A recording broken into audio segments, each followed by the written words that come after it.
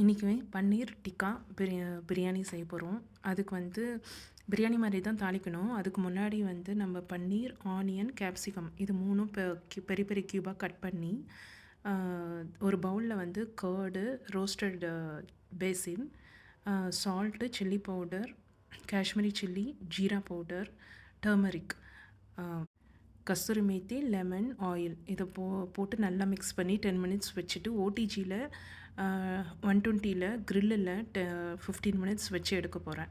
So பேரலெலாம் வந்து பிரியாணிக்கு தாளிக்கிறேன். அதே மாதிரி பேரலெலாம் வந்து பிரியாணி ரைஸு 30 மினிட்ஸ் சோக் பண்ணிவிட்டு இல்லைனா 20 மினிட்ஸ் கூட போதும். ஹாட் வாட்டரில் பாயில் பண்ணி ஆஃப் குக்குடு ஒரு 70% பாயில் பண்ணி எடுத்துக்க போகிறேன். அதுக்கு நம்ம பிரியாணிக்கு போடுற மாதிரி எல்லாம் இலை, கிராம்பு, ஏலக்காய், பிரியாணி இலை, லெமன்னு, சால்ட்டு போட்டு ரைஸ் ஆஃப் குக் பண்ணி எடுத்துக்க போகிறோம்.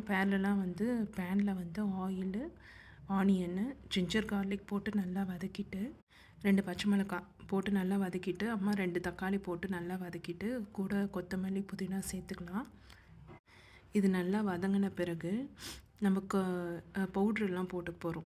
தனியா பவுடர் 2 ஸ்பூனு, காஷ்மீரி சில்லி போட்டுட்டு நல்லா வதக்கிட்டு அதுக்கப்புறம் கர்டு ஒரு 3 ஸ்பூன் கர்டு போட்டு அதுக்கப்புறம் வந்து பிரியாணி மசாலா போடலாம்.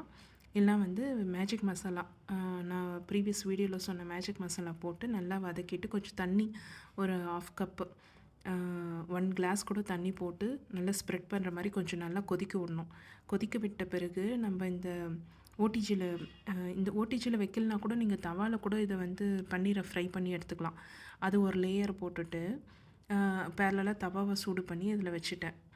ஸோ இப்போ வந்து ரைஸ் ஃபுல்லாக போட்டு கவர் பண்ணிவிட்டு நம்ம வந்து தம் போட போகிறோம். தம் ஒரு 10 மினிட்ஸ் போட்டால் போதும். ரைஸு வேகிற அளவுக்கு போட்டால் போதும் தம்மு. நடுவில் வந்து ஒரு 7 மினிட்ஸ்லேயே வந்து ஓப்பன் பண்ணி அதுக்கு மேலே வந்து லெமன் இல்லை, கீ 2 ஸ்பூனு, அப்புறம் வந்து சாஃப்ரான் தண்ணியில் கலந்து ஸ்ப்ரெட் பண்ணிவிட்டு தம் ஒரு 10 மினிட்ஸ் போட போகிறோம். ஒரு 7 மினிட்ஸில் வந்து ஓப்பன் பண்ணி நல்லா வந்து எல்லாத்தையும் கலரிட்டு மறுபடியும் ஒரு 5 மினிட்ஸ் தம் போட்டு இறக்குனா நம்மளுக்கு வந்து பன்னீர் டிக்கா பிரியாணி ரெடி ஆகிடுச்சு. ஸோ வந்து நல்லா வந்து எல்லா பக்கமும் அடியிலேருந்து எடுத்து போடணும். அடியிலேருந்து எடுத்து போட்டு ரைஸ் வந்து ஸ்மாஷ் ஆகக்கூடாது. ஸோ நல்லா கலந்துட்டு மறுபடியும் ஒரு 5 மினிட்ஸ் வச்சு எடுக்க போகிறேன்.